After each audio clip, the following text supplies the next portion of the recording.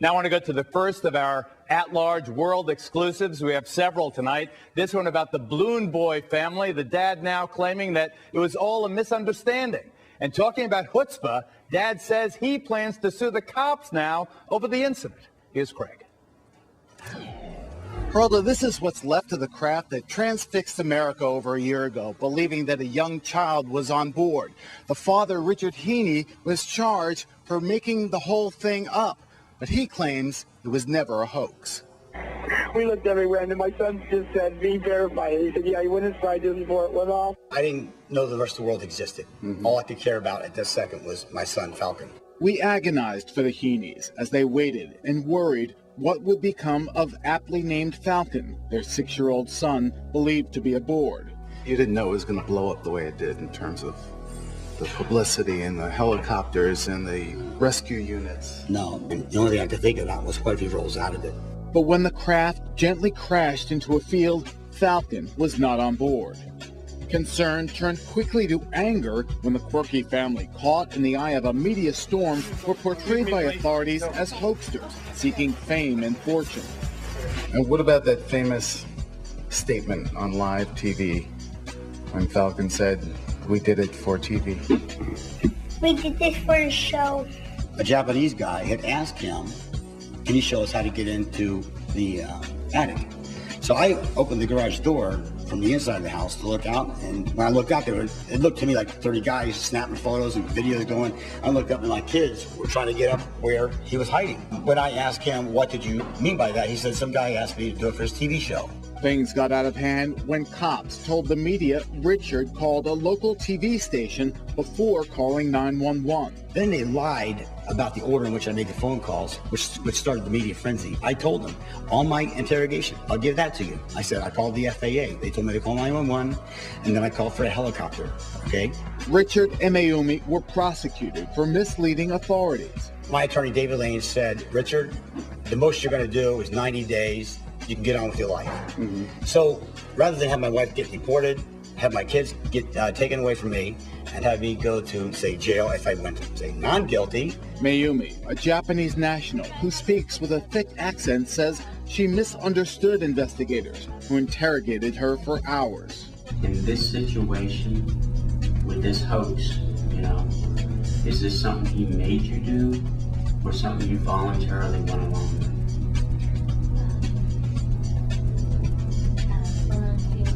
You voluntarily? First of all, I didn't know the word hoax, and You didn't know what it meant? Not the way it's supposed to be on a dictionary. I thought it's called the exhibition.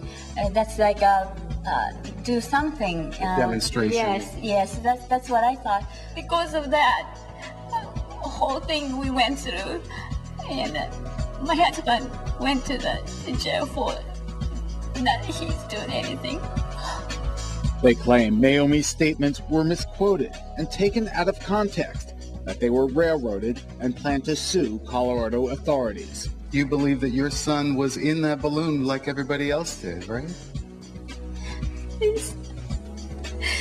We wasn't. We couldn't find the Falcon. The Heeneys fled the angry stares of Colorado for Florida, where Falcon and his brothers Rio and Bradford are homeschooled in their sparsely furnished rental home.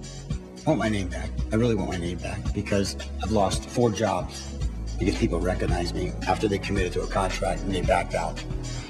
I can't go on like this. Craig's here along with our former prosecutor, our assistant, our co-host, Kimberly Guilfoyle. Craig, as veteran newsman, I can't believe that you are, I can be sympathetic, but you can't believe them, do you? I believe them 100%. You I believe her. that they... I listened to the interrogation. I read the transcripts. She didn't understand what the officer, what the investigator was saying to her. He was telling her, he was basically giving her leading questions. Well, you agreed to do the hoax. What is a hoax? She didn't know what the hoax was. It's her second language. The guy lied. The kid wasn't in the balloon, but the kid had been in the balloon when they were doing the construction on the balloon. They couldn't find the kid. The kid's brother said he was in the balloon. They didn't know where he was. You're saying that man didn't know his son was not in the... He didn't know the son was in the attic. That balloon could have carried his child, who weighed 37 pounds at the time, considering the amount of lift that they've had. It was a big balloon. It was a 20-foot wide balloon. It was filled with helium, and it could have carried him. Kimberly? Oh, boy. Listen, I mean, Craig was there, met with him in person, so I find that persuasive. But nevertheless, the prosecutor in me, I didn't believe this story. You know, I think the guy wants to still get his, 15 minutes of fame. He now wants to be hired as a TV pitch man. He's put an ad on Craigslist to get an attorney to sue the prosecutor and saying anybody who wants to take my case, here's the videos, I can provide more clips. I mean, I feel bad if he can't get a job to support his family. He has no money. Of course he wants to be a pitch man. He has to support his family. All right, Craig. All right. I got a bridge in Brooklyn, I want to say.